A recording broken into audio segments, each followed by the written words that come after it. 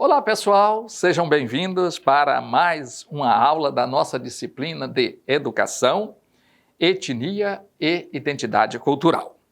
Para a nossa aula de hoje, temos um tema interessante, que é Identidade Cultural na Pós-Modernidade.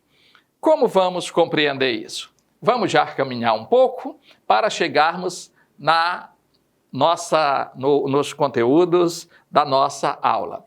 E aí temos um significado singelo, mas que nos dá condições para nos afirmarmos na compreensão daquilo que chamamos de identidade. Identidade é algo único, distinto e completo. Essa é a compreensão de identidade quando nós falamos de identidade, né? Daí, quando nós falamos de um documento de identidade, é aquele que identifica que sou eu, né? E ele identifica pelas características que eles têm e os dados que estão postos nele. Porque ali está o nome do meu pai, está o nome da minha mãe, está o meu nome, está a minha fotografia, está a minha digital. Então, é algo que diz respeito, que é algo único, distinto dos demais e algo completo. E aí, quando nós falamos de cultura, estamos falando que cultura é um adjetivo que se refere a saber. São os saberes, né, que adquirimos, sejam eles dentro do contexto das aulas que nós vimos anteriormente, dentro da cultura erudita, ou seja, da cultura de massa, ou até mesmo da indústria cultural, da indústria cultural, que é a cultura de massa, ou da cultura popular. Veja que logo a junção das duas palavras produz o sentido de saber se reconhecer. Quando nós falamos de identidade cultural, eu me reconheço pela cultura e eu me identifico por aquilo que eu sou, né?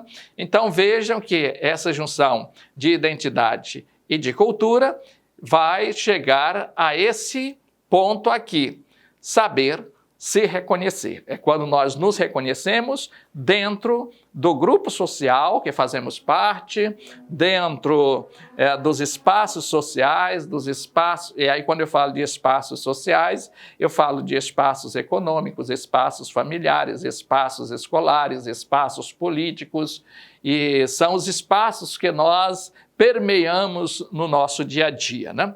Muitas sugestões contemporâneas sobre cultura se relacionam com questões sobre identidade. Às vezes as pessoas falam referindo-se à cultura, quando na verdade estão se referindo à identidade de uma pessoa ou de um grupo.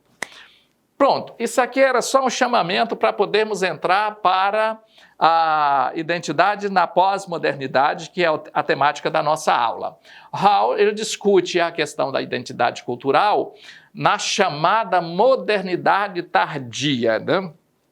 Ele vai dizer que essa identidade cultural, ele chega aí numa modernidade, numa compreensão de modernidade tardia, que demorou muito para acontecer, né? Buscando responder a algumas perguntas como: se há ou não há uma crise de identidade, em que ela consista e quais suas consequências. Há ou não há uma crise de identidade? Isso são os questionamentos que Strauss ele faz em relação, inclusive, numa obra que ele tem, um livro que é um livro pequeno, né? Mas o nome do próprio livro é Identidade, e aí tem parênteses, que aí fica identidades na pós-modernidade, né? E eu me baseei nesta obra dele para trazermos esta aula de hoje.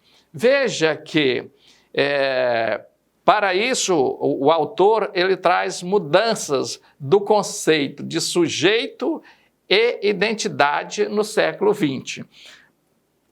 Nós estamos trabalhando aqui, essa obra dele ainda é do final do século XX, e ele faz uma análise, início do século XXI, mas ele faz uma análise da estrutura desses conceitos no século XX. Observe que, para House, as identidades estão sendo descentradas, apesar de ser um processo complexo. Ainda pouco compreendido e difícil de ser posto à prova. Ele vai dizer que aquela concepção e compreensão de identidade como algo único, e aí partindo, eu estou falando de identidades culturais, viu, gente? De uma cultura única, daquela coisa indivisível, que é específica. Ele vai dizer que isso está estão sendo descentradas, porque dentro de um processo que ele vai dizer que é um processo complexo. Por quê?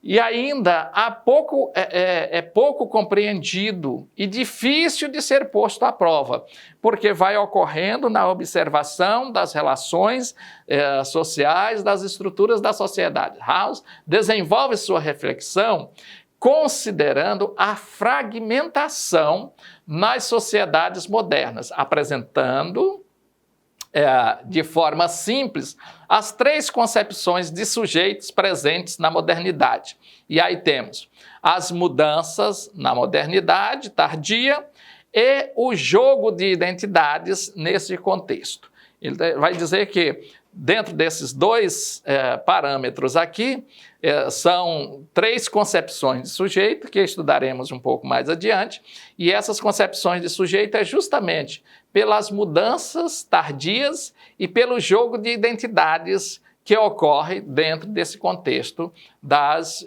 mudanças tardias. Não?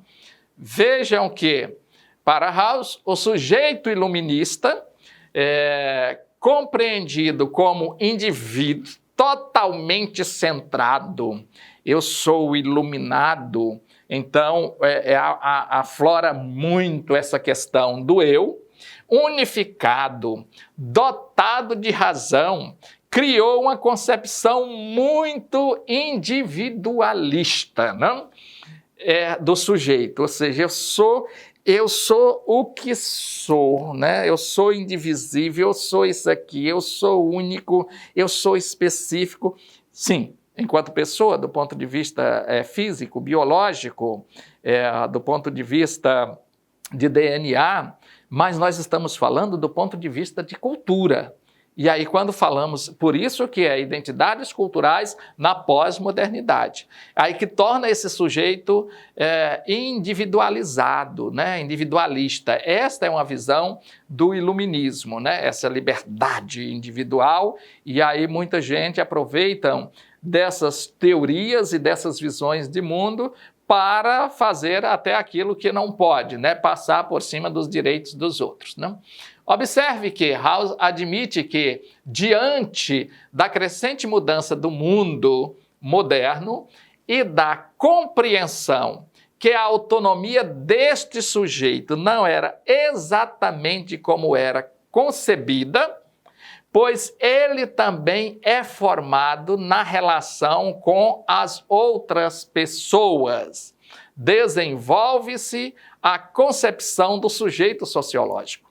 Se eu, no meu desenvolvimento, dependo das relações com as outras pessoas, então aí vem o sujeito sociológico, logo a minha identidade cultural ela não é única, não é específica, porque ela vai se estabelecer nas relações que ocorrem com estes sujeitos, com essas outras pessoas, né?